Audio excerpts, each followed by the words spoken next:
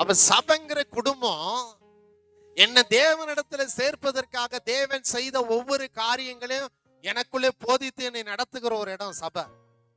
ஆனா தேவனுடைய பிள்ளைங்க, தேவனால் பிறந்தவன் எவனும், யோவான் நிருபத்தில் எழுதுறாய், தேவனால் பிறந்தவன் எவனும் பாவம் செய்யான். ஏன்னா தேவனுடைய வித்து அவனுக்குள்ள இருக்கு.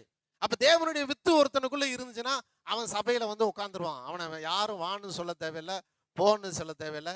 இவங்க என் மூஞ்ச தூக்கிட்டாங்க, அவங்க அதை பண்ணிட்டாங்க, அதனால வரமாட்டேன், இவன்லாம் இங்க வர்றானா நான் அங்க வர, அப்படிலாம் சொல்ல மாட்டாங்க. ஏன்னா தேவனுடைய வித்து வார்த்தை அவனுக்குள்ள இருந்துச்சுன்னா அவன் சபைக்கு வர ஆரம்பிச்சிருவான்.